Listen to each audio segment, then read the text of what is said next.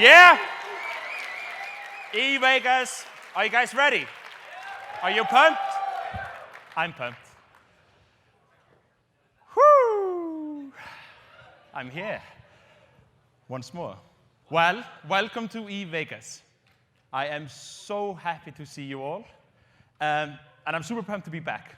And of course, hi to everyone on stream, this camera, that camera. This has been a super interesting year. This is my fourth Invasion World Tour stop, and it's been absolutely crazy seeing all you all around the world this year. From very shady nights in Amsterdam to even shadier nights in Keminosari in Finland. Woo! Anyone here from Finland? No? No? Ah, okay. So, this has been a super interesting year.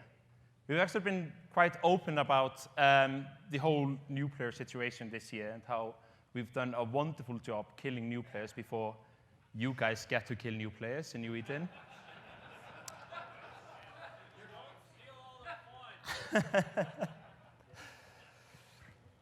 So we've actually been dedicating a lot of time into the first 3 hours and then the first 30 hours of gameplay. While focusing on the new bros, we've also been keeping a very close eye on you all. But I'll come to that a little bit later in the presentation. Yeah. So why do we focus on new players? Well, because of that. We want EVE to go on forever.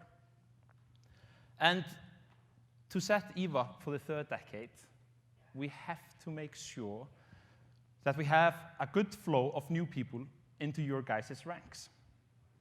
Because we all know that more new players equals more content, which equals more fun. So, win-win. And together, we're actually building the next generation of EVE players for the future. But when we talk about new player content, it's not all about railed tutorials, railed content. No new player epic arc will ever replace shitty UI. It's just a fact. So we've actually been splitting our focus this year into 4 major categories. The first one we call Stop the Bleeding. The next one, Fix the Stupid.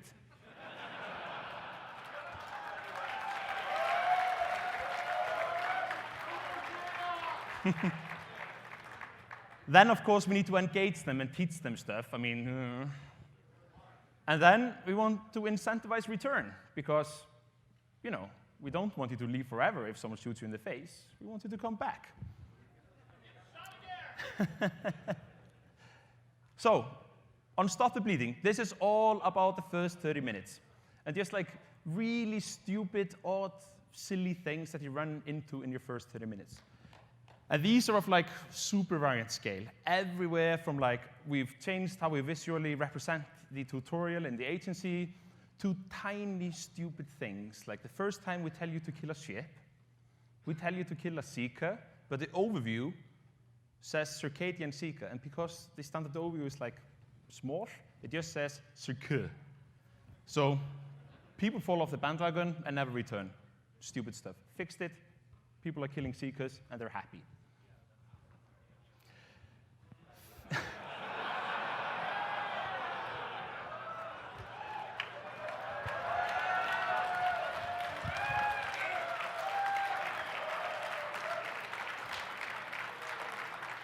We have fixed a lot of stupid in the last few months.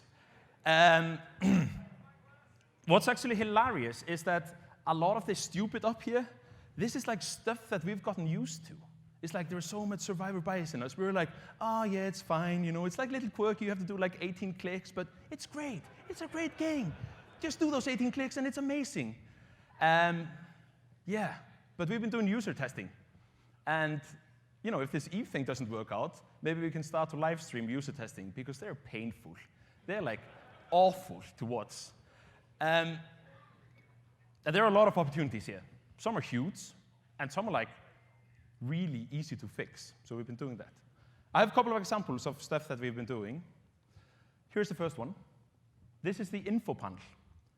If you look at the text on the bottom that says set destination, that's actually a button. Yeah, people don't realize that, and they don't use it. So we changed it to a button, and now everyone is using it. And it's like, this is a great game. I don't need to do 18 clicks. I can do bloop, and it works. So fix that, stupid. More players. Yes. Guys, you know, there used to be a time where there were no tooltips in EVE. And there used to be a time where there was no fitting simulation in EVE. And there was even a time where there was no multi-fit or multi-buy. I mean, how did you guys do it? And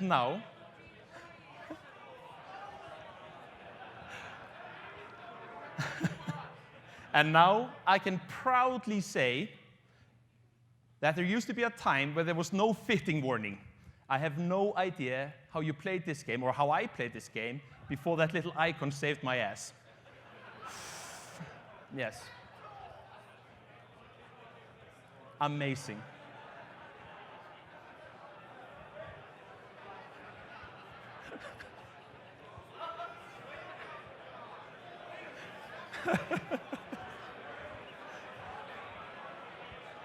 You guys are amazing. Like, I've never had this much chatter about anything. This is like an explanation mark, guys. Come on. On top of that, we've also added community fitting. And in November, we will actually be dropping way more fits into our community fittings. Because what's better for new players than getting tried and tested fits from the client, not from a Reddit page from 2014, because that fit is outdated. Yeah. So you guys, yeah, it's going to be amazing. Another project we're looking into, a little bit bigger one, is a rework on our wallet. We want to give you guys a better overview of where your income is coming from. And we want to simplify the flows. And we also want you to be able to see all your currencies in one place. I mean, who would have thought?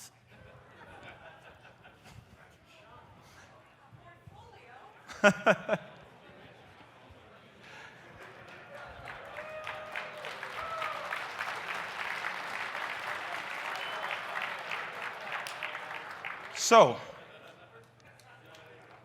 on Engage and Teach, we've actually also been looking at the tutorial, and we've added a couple of new lessons, like basic things like teaching about money and looting. I mean, who wants to learn that anyway?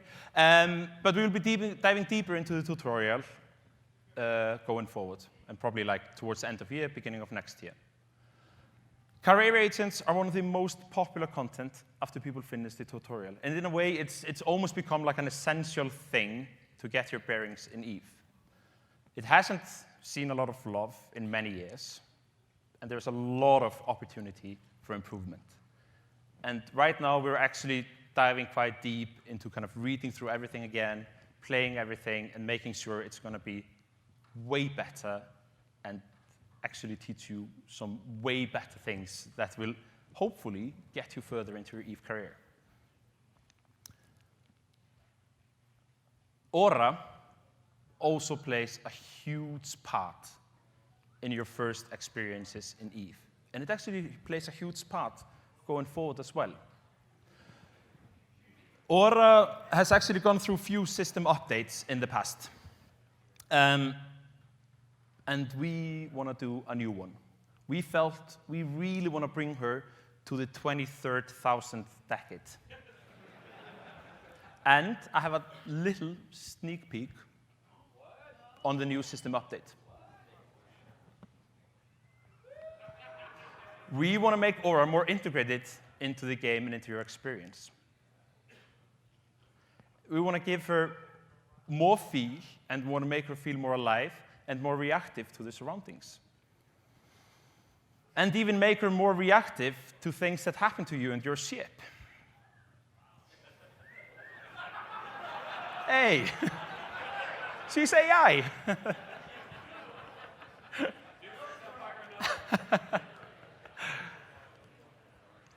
And we're also doing some R&D with Aura, having her talk to you.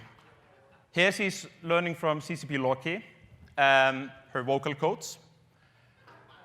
This is early, but this is really promising, and this is really adding to the immersion of the game.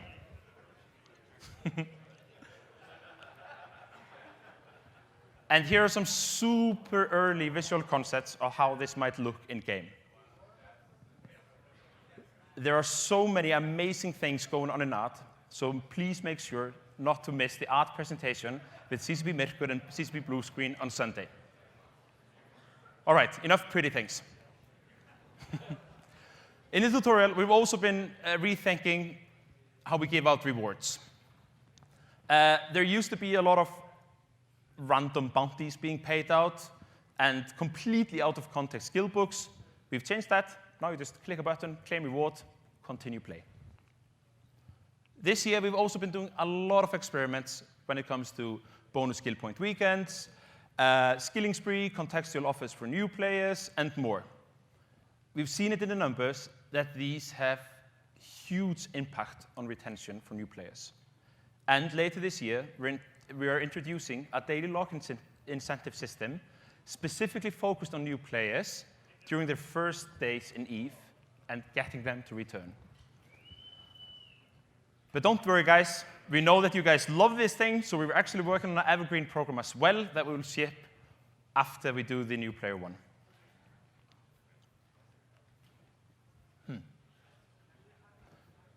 This is the town of Akureyri, or like people in North say, Akureyri. Akureyri is the second biggest city, or a super town, or whatever you can call it, outside the greater Reykjavik area. It has a whopping population of 18,925 people. And it's also the home of the smallest CCP office in the world, CCP North, population 2. Every week, we get one whole Akureyri to sign up to play EVE Online. And that actually excludes alts and bots. And every week, we manage to kill off most of them before they become a part of this amazing community. Ugh. And to put it into context, every year, we get 52 Akureyris. So that's a lot of Akureyris. But since we started this effort, we've actually seen some great results. The completion rate of the tutorial has gone up from 22% to 30%. That's actually 750 players, more players that are playing EVE every week. And if you look around you guys, that's almost as many as all you all in here. So that's amazing. It's fantastic. We are starting to see the light at the end of the tunnel, but this project is not over. We are looking at multiple things, such as goal setting, career agents, skills and early progression, overview, redeeming queue, and more. And of course, where to lead new players off once they've done with the tutorial. At what point should we send them towards, player corporations? When should they join factional warfare? Do mission running? Wander into low-sec and null-sec? Get lost in a wormhole? So many things. And we really want to have this conversation with you here in Vegas. We're also opening up new markets for EVE. On November 14th, we will be adding Korean localization to EVE. We've been working. Woohoo! The Koreans are known to be pretty hardcore when it comes to games. And our EVE Korean community is proper hardcore. We've actually been working with the community on this thing, and right now, the Korean community is split into two major blocks. They're called DC Insight and Naver Cafe, and there is some proper evil stuff going on. We have plenty of scamming, we have plenty of hostility, spying, everything that a real EVE experience should be about. And like CCP Comics was saying earlier, this will be huge for Japanese, Australian, and New Zealand communities. Personally, I'm super excited to see how this will impact the political landscape of New Eden. So, on to something a little bit different. EVE Portal. The original goal of EVE Portal was to give people an opportunity to interact with New Eden from away from the client. We shipped it in 2016, and we worked with an external partner on building it because we didn't have the mobile know-how in-house. And as we've proven in the past, like if you don't know what you're doing, you should maybe get help. The initial rollout of Portal was really successful and actually quite popular. But somehow it fell through the cracks and didn't get the love it should have gotten. But, whoa, blackout. Nope, oh, nope. Do I get lights? No lights? Oh, mobile lights. Should we give them 1 minute? Or should I get everyone to point their beautiful phones at me and we get like a little, oh, is it over?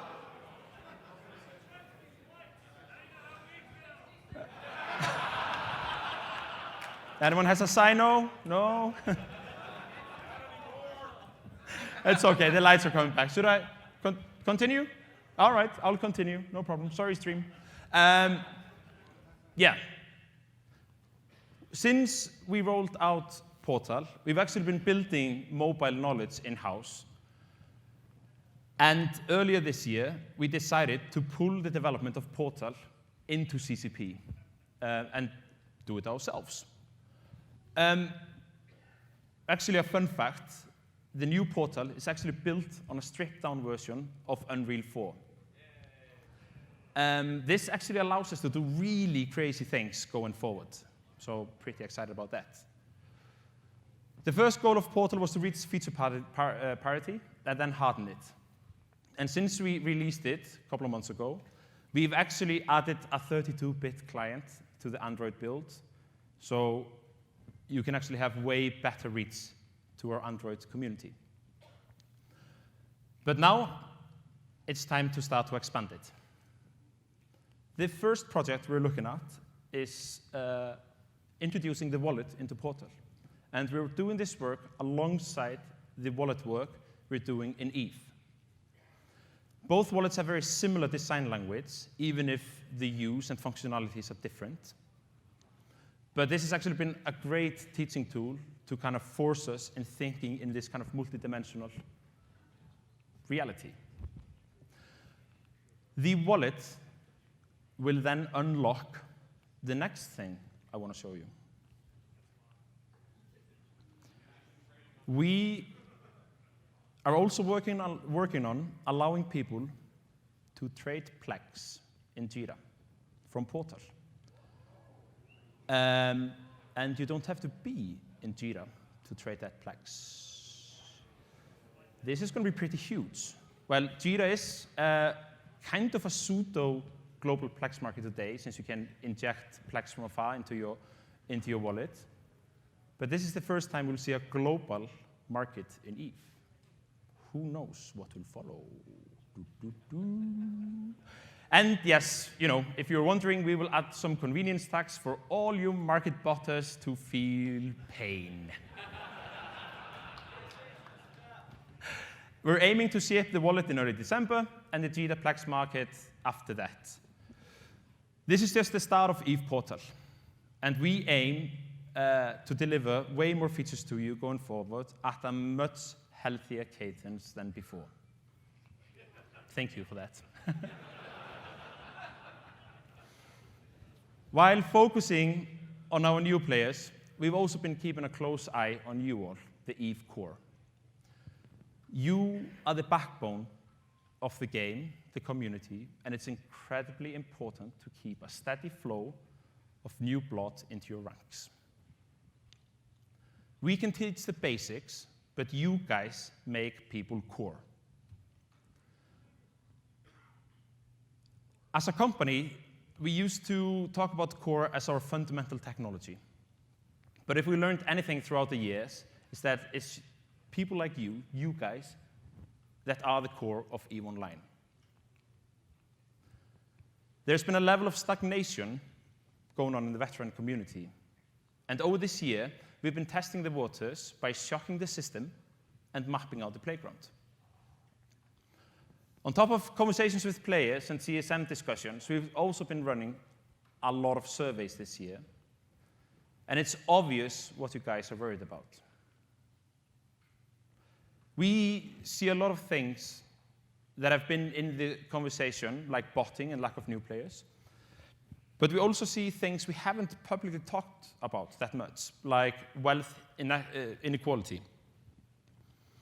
But I want to change that. And I really, really, really encourage you to go and see CCP Ghost Friendship Machine talk and Larrikin's data talk Sunday, I think. Yeah. And also join the roundtable and have an engaging, healthy debate about wealth inequality in EVE. But to talk about the topmost thing there, botting, I want to invite CCP Larrikin on stage to talk about new approaches on how we're hunting bots. Woo!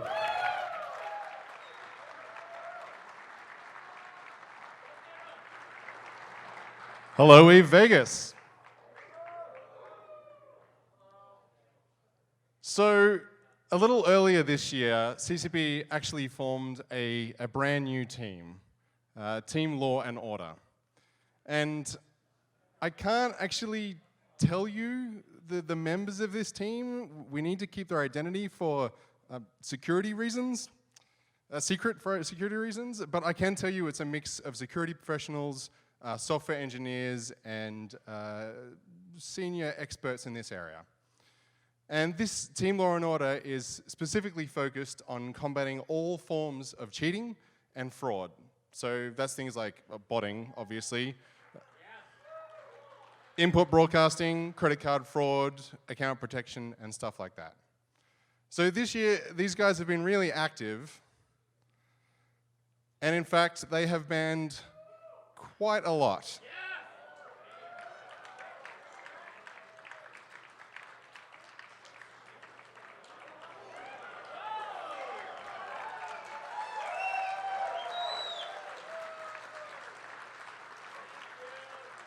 A little over 100 trillion ISK in ISK and assets. If you want to know a bit of a breakdown of that, you should come to my talk on Sunday morning. I know it's in the morning, guys, but dig deep. But what I want to talk to you guys about today is Sentinel. And Sentinel is a tool that we've been developing to combat in-game cheating. It specifically focuses on in-game cheating. Every single day, the Tranquility server generates around about 200 gigabytes of logs of the things. About 200 gigabytes of logs that show some things. And we've developed a bunch of what we in-house call hunters. And these hunters actually go over those logs. They go over them in real time, and they look at historical time periods, and they enrich and enhance that data to look for suspicious behavior. We have a whole bunch of these different hunters, and we're developing more hunters every single day. And when they find something they think is a little bit dodgy, they make a report to the Sentinel system. So we're slowly building up these reports of different dodgy behaviors in the Sentinel system, and Sentinel collates all these reports together and comes up with a rating, like a dodginess rating for each one of the characters that we've detected. Your reports actually directly feed into that dodginess rating. They multiply it, directly multiply it. So when you see someone you think might be doing something a little bit dodgy, please report them. That's going to mean that we see them sooner and we'll take action faster. It's not very useful to report people to grief them. They kind of have to be doing something dodgy first. So go hog wild, but we'd prefer if you report dodgy guys or girls. Anyway, the members of Team Law and Order then review all of this data that we've got coming in, and if they decide that that particular player is guilty, we ban them. All of their accounts, not just the account that was cheating. All of their accounts are gone. And then after that, we send a nice thank you mail to anyone that sent a report.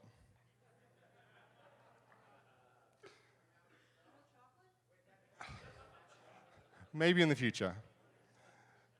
Finally, before I give it back to CCP Burger, I just want to give a special warning to anyone who is input broadcasting.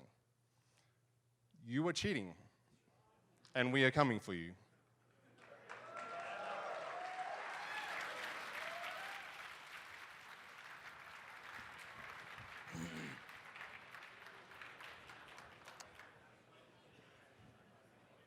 Yeah, I really like that Dotsy rating.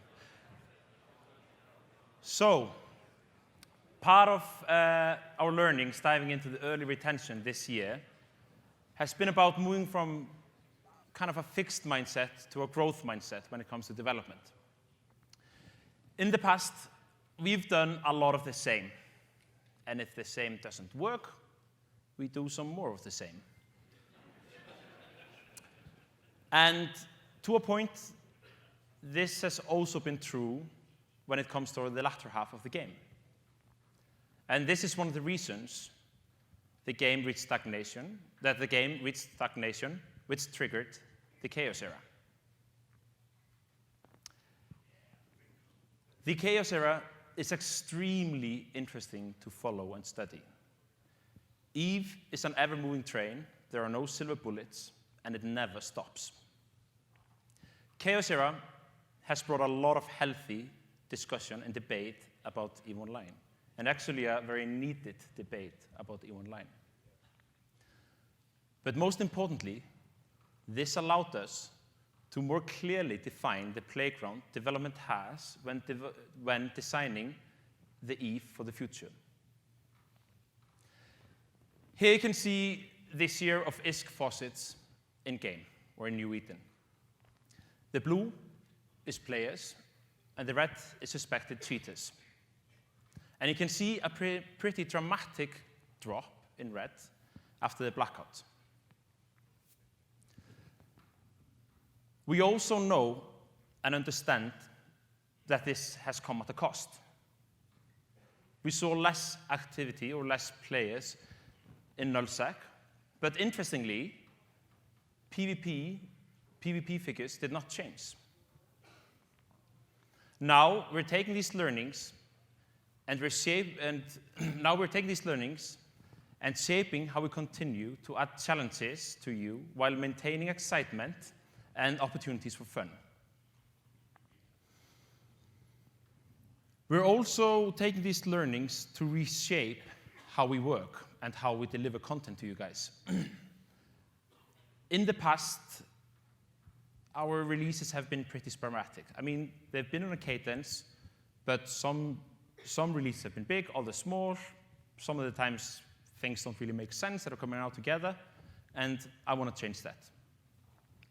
EVE is a pretty deep and complex game, and usually we're working on multiple features, large and small, at the same time. This and last year, we've been equipping the dev team with more tools to work faster and more responsive, and now we want to attempt that with you, the EVE core. To help us with that, we've actually set up structure and delivery mechanism for to allow us to do more iterative work. In day-to-day kind of dev language, we call this live development, and this is one segment of the larger organization. And to give you a high-level view of how this change will affect you, let me show you some beautiful lines and graphs. So, how does this work? So here we have one YOUL conference, or one YC, or for you less nerdy guys and girls in here, that's 1 year. On a year scale, there's a lot of big features that actually fit on a year scale, like big changes like The war declaration chains or the Triglavian invasion, like these kind of bigger arcs that live on these grander scales. But there's also a lot of smaller things that we want to do, like smaller tweaks, smaller fixes that need something smaller and more kind of contained. So we're going to break each YOUL conference, or YC, down into 4 quadrants. Now, I used to be an architect, so I'm all things map, so you just have to, deal with his name. Like I was saying earlier, EVE is pretty big and pretty vast, and it's super complicated. And this really helps us in focusing our development. Each quadrant will have a name and a theme that we will focus on during that period. And each quadrant can include seasonal events, permanent meta changes, balance and game health, and challenges and rewards. And when it starts, we will actually reveal the name of the quadrant and the theme, and then the following quadrant's name. And as we progress, we will actually start to reveal more content and things as they're ready to be talked about and shipped. And as we go on, when we hit beta, we tell you about the theme and the next things, the name of the next quadrant. All for you guys to speculate. We've learned a lot from the chaos era and our learnings, and we're formalizing our learnings into new teams, new processes, and roadmaps focused on the EVE core. And we will be kicking off this roadmap January 1st, 2020. We have a plan internally for this year, but we don't want to share it just yet.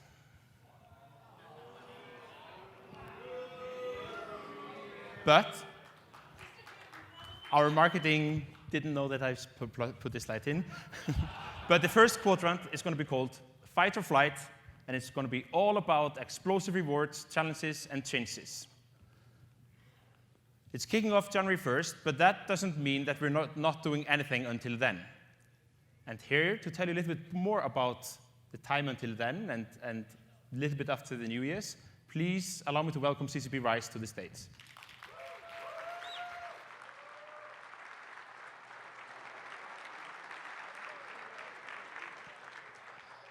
Howdy, everyone. All right, if you don't know me, I'm game design, and I want to kind of take where Burger was and talk specifically about plans for you guys coming from me and the design department.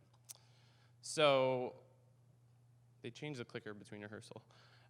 So let's start by looking at the summer and how some of what we did there is turning into actions, and specifically talk about how we want to be able to be faster, more flexible, and braver with our changes. Starting with speed, over the summer we really needed to get a lot done quickly. The economy and botting issues both really needed fast response, but trying to make things happen fast was a big strain for our teams and processes.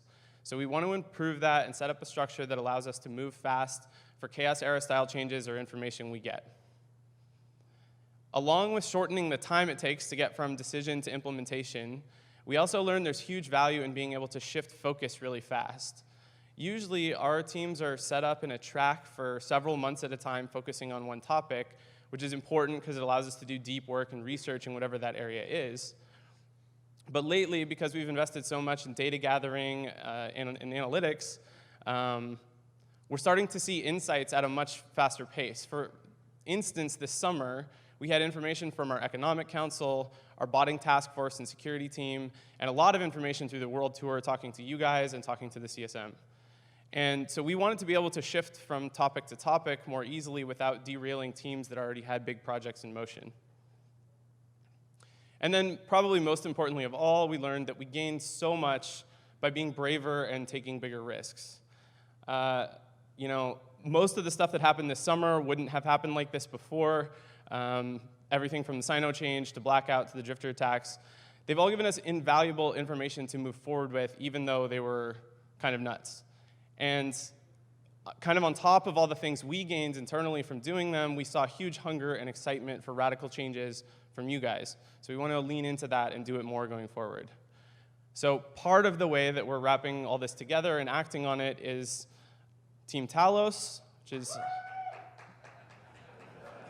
I like the ship a lot too. And we're boiling our mission down to something really simple. We want to challenge the core, and we want to make sure you guys have something to look forward to. And to break those down a little bit on their own, challenging the core is awesome because it means this isn't just a balance team. We have an explicit objective to provide shakeups and new problems to solve across the whole game. And that means everything's on the table. We can do ship balance, but we can also do changes for structures, for wormholes, for faction warfare, for intel, PvE, capital meta, whatever it is that we see an opportunity in to make good changes for you guys. The second part, to make sure you have something to look forward to, we're approaching a bit differently than we have in the past, and Burger talked about that a bit just now too. Rather than a multi-month roadmap with like lengthy dev blogs going into details way in advance, we want to establish a really fast cadence of releases so that you guys know stuff is coming even when you don't know exactly what it is. And you know, for an example of why we would do this rather than the old way, you can look at Shield Slaves.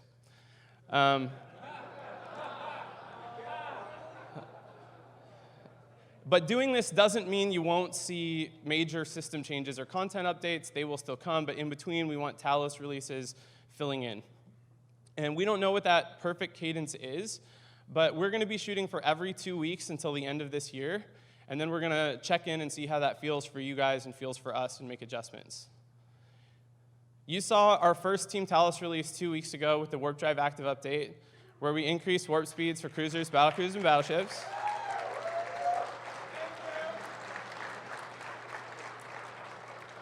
This is step one on the way back to Drake meta.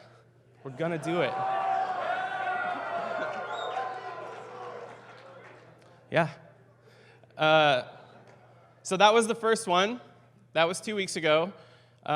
Next up, just a few days from now on October 29th, we have the HOWLING Interceptor update, which you might have seen us tease a little bit before now. But this is gonna be our first step at reinvigorating the wolf packs of old by giving the Claw, Crusader, Raptor, and Tyrannus an additional 5% damage per level, making some adjustments to fitting, so they should be easier to fit, and that'll make them into more like fast glass cannons, and then we can see where they end up after that. On top of the Interceptor changes in the same update on October 29th, we'll also be slowing down all assault frigates by about 10%. We went a bit crazy with them year back when we did the rework, and the Ramjag especially is super annoying, so it's going to lose a little bit of fitting as well, so you can't fit as much tank.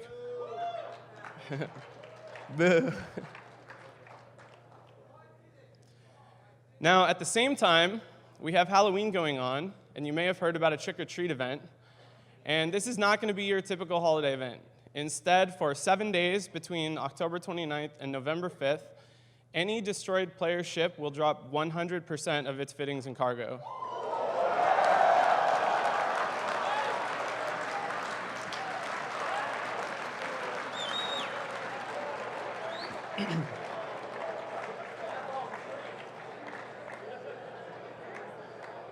Now,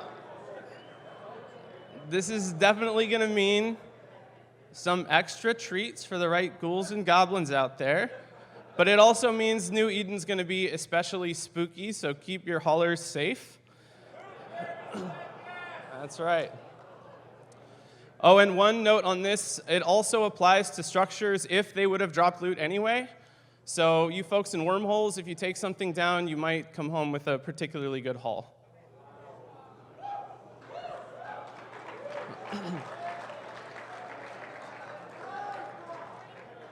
So that's just a few days from now.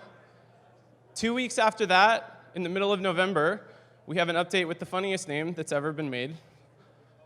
Beat around the bush.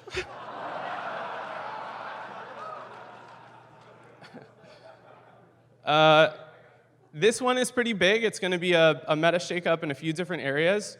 But I can tell you now that it's going to have changes to the micro jump field generator, to bosons, and a couple other big topics. And I'm going to save details for this for my talk tomorrow, so make it up in the morning if you want to hear some numbers on this. 2 weeks after that, we're going to do an update called Rapid Fire, themed around Minmatar. It's going to have some ship updates.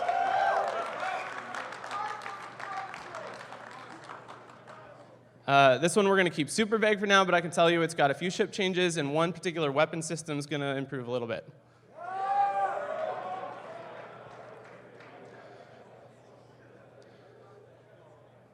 So this is just the beginning. We're just getting off the ground, and we have a lot more in the works for December and into the new year. But part of the plan here is leaving room to be flexible and shift what we're working on if something more important comes up, which is why we're not telling you everything that's coming after December.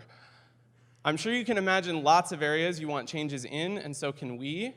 I'm going to talk about that some more tomorrow and cover some of the changes that we are looking at for the short term.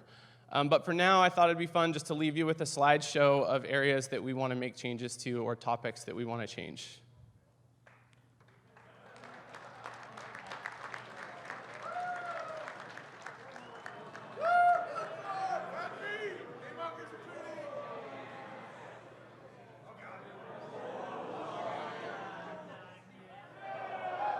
Permadeath, maybe?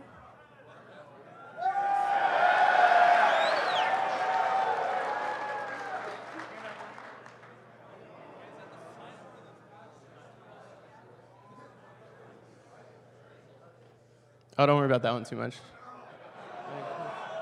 All right, lots more details tomorrow. Talk to you guys tonight on the pub crawl. Thanks a lot. Sending it back to Burger. Awesome.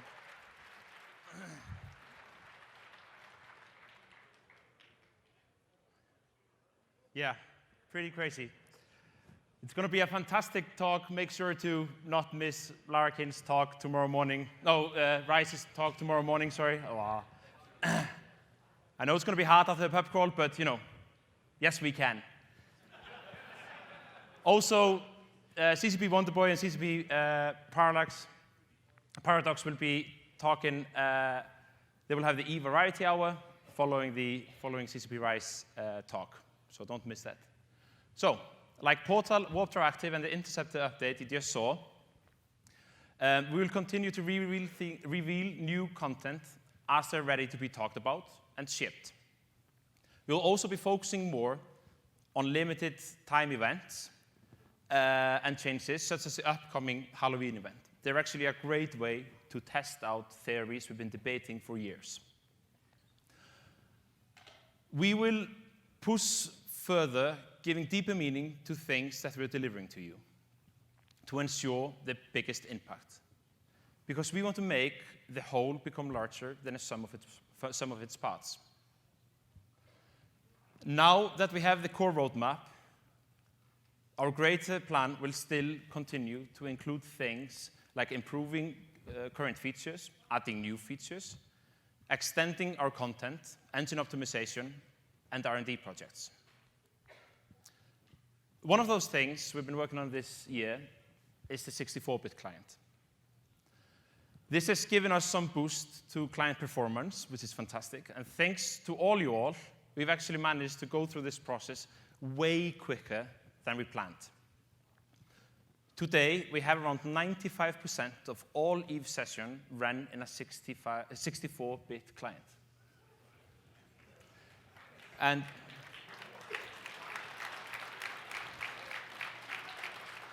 we still have few Mac issues to iron through, but very soon we can actually start to plan out the deprecation of 32-bit support. Fantastic. We've also been working on DirectX 12, and we're actually knee-deep in pre-production on this incredibly important project that will allow us to deprecate DirectX 9. The benefit is not only visual on this one, but we're also seeing pretty great improvements to DirectX 11 performance. CCP Philip will go into more detail in his DirectX presentation on Sunday. It's going to be super deep, super nerdy. See it. Last year here at Vegas, we asked a lot of what-if questions. What if there was no tie-dye in a 3,000-man fight? Or what if there was no tie-dye in a 6,000-man battle? And since then, we've been working with a London-based company called Hadean to help us solve that problem, using their cloud distribution system.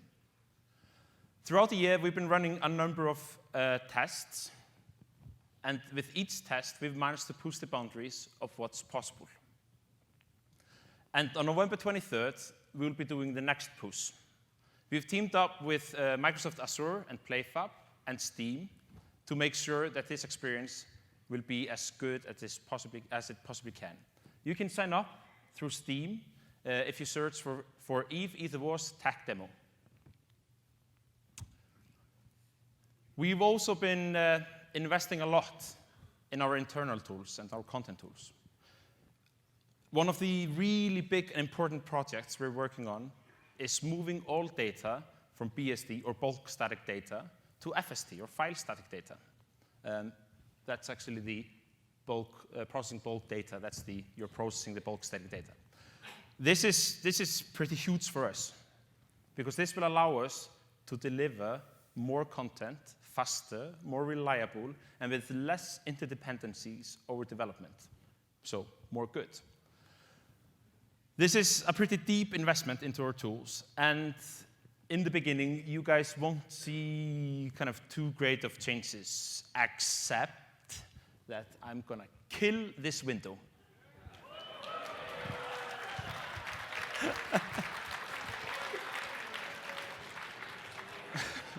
We're going to go way deeper into EVE Tech in a super nerdy talk on Sunday called Putting Internet into Internet Spaceships by CCP Tuxford and CCP Chimichanga. Make sure not to miss that. And actually, on the topic of shoutouts, I want to make a very, very, very, very, very special shoutout. Not to Max Singularity. You get plenty of shoutouts. I want to make a shoutout to the other guy, Michel Mayer. Michel, you guys might know him as the face of Product Discovery Exoplanets. But earlier this year, actually just a couple of months ago, he actually got the Nobel Prize in Physics for his exoplanet work, which is amazing.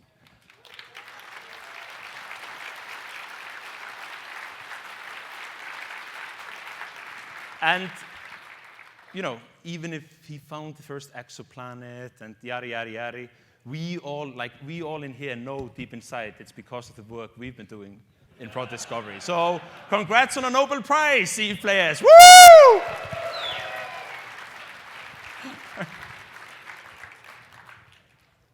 So, there is a feature that has been requested more than any other feature ever.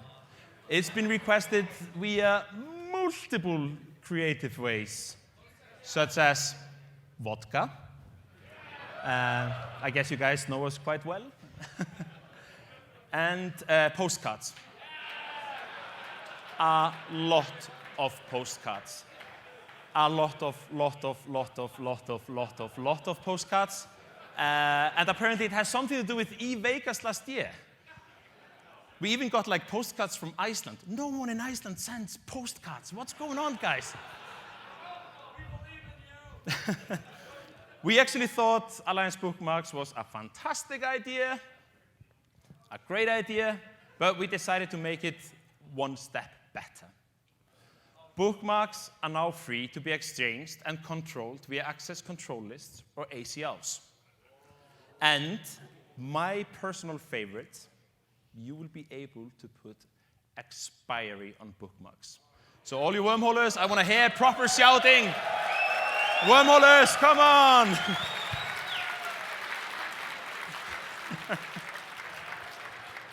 And the big thing that everyone wants to know, when are you going to ship this?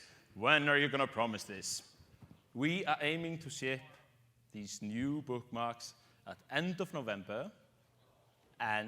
But we will have it on CC very, very, very soon for you guys to, try to break it. That's basically what we wanted to do. Try to break it, please. This is a big one. We wanted to get it right. Interesting things have been going on in New Eden over this year. After numerous threats, New Eden was invaded by the Triglavian collective led by Zoria Triglav earlier this year. Throughout the year, the Triglavians have changed their approach and their tactics as players map out how to best deal with the new threat. End of summer, we saw a new shift in their tactics, where they started attacking more parts of space and actually moving their focus closer to the borders of Losec. And as fall hit, they started invading Losec with greater force than we've ever seen before. We are now looking at a new Triglavian threat. It's impossible to say what it is, but there are plenty of speculations out there. But judging from previous experiences, this should not be taken lightly. It's clear that the invasion is still going, and a reliable source tells me the next big step in the invasion is about to happen in November.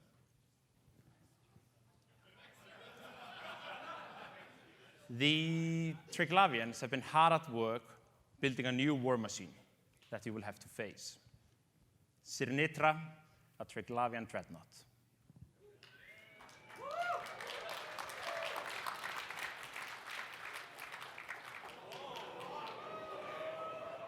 I really love this shit.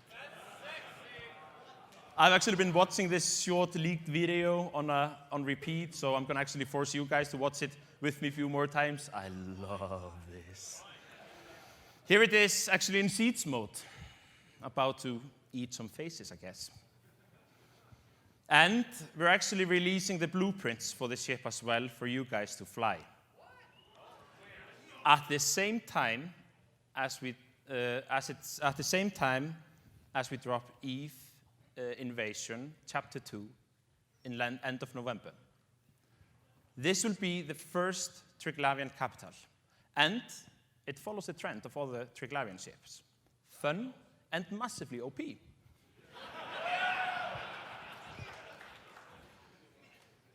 Oh, so nice.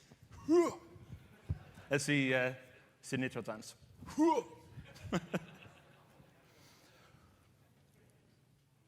Abyssal Dead Space helped us push the graphical limits and the gameplay limits of EVE Online. And since then, we've been optimizing our pipelines and our techs to bring the learnings from Abyssal Dead Space into known space. And you guys have seen this in incremental changes, both through live events last year and the Triglavian invasion this year. All with the goal in mind to make the world feel more alive and more real. The reality of New Eden is as valid for a lot of people as the real reality. The trust and dependence people need to survive the harshness of New Eden creates incredible relationships. And when this trust is broken, the fall is as steep as it is in real life. This happens because capsuleers are dealing with other capsuleers. And, like most humans, we are quite irrational and unpredictable beings. Name no names. But what we're missing is the unpredictability of nature into New Eden. In nature, nothing is 100%. So why should it be that way in New Eden? We know this quite well, coming from Iceland. If you don't like the weather, wait 10 minutes. It's going to change. You can see all the seasons in like half an hour. This is where it all started. This is our inspiration, and this is what we know. And there's a lot of similarities. Here you can see quite questionable UI, warning the players of Iceland about an eruption that's about to happen. I think I've seen this in a game somewhere. And it happens. When nature strikes, it can be both spectacular and devastating at the same time.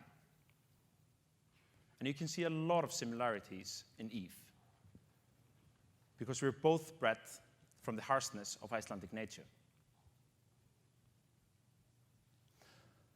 But even in the harshest of situations, we manage to seek opportunities that others stray away from. Because we understand that with great risk comes even greater reward, while at the same time it builds stronger connections. Pretty shitty.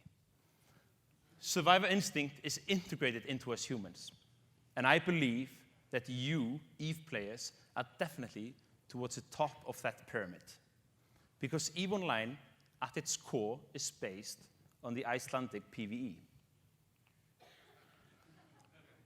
I can see a future where the universe will allow you further mastery into your surroundings. And by aligning yourselves with the winds of New Eden, you will see greater prospects and victories.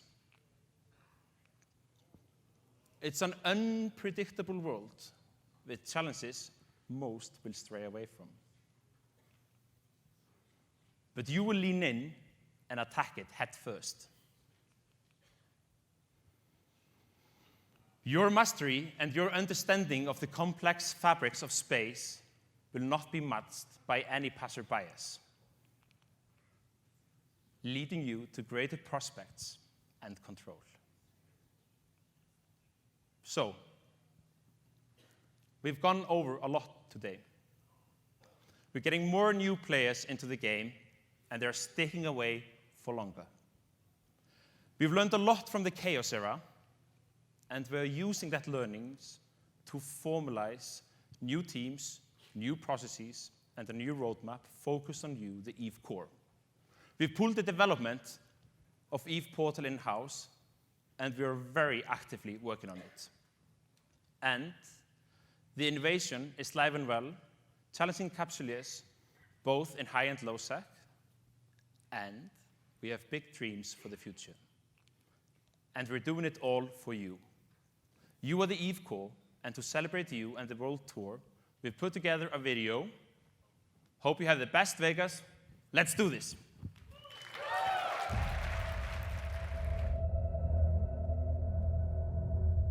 When I said we could be alone in the universe, I was looking right into the faces of about 300 of my fellow players in EVE Online.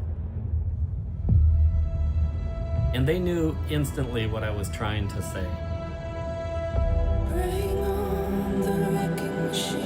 I've met a lot of people from all across the world. Flying with the same guys for almost 10 years. It's such an amazing bunch of people. That's my favorite part of the game. Basically the crew, all the good lads. You may want to hit your brother, knock him around a little bit, but at the end of the day, we're all a bunch of brothers and sisters. It's this amazing group of friends. It's a passion for everyone that I play with. The friends you make. It's the people. The people are awesome. Love the people that play the game.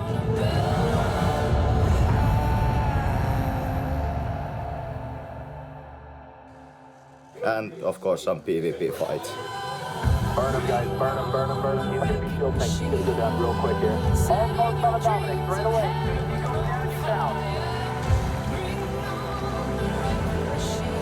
It's not easy. I've been playing this game for 8 years. 7 years. 15 years. 13 years. And I'm still terrible at it.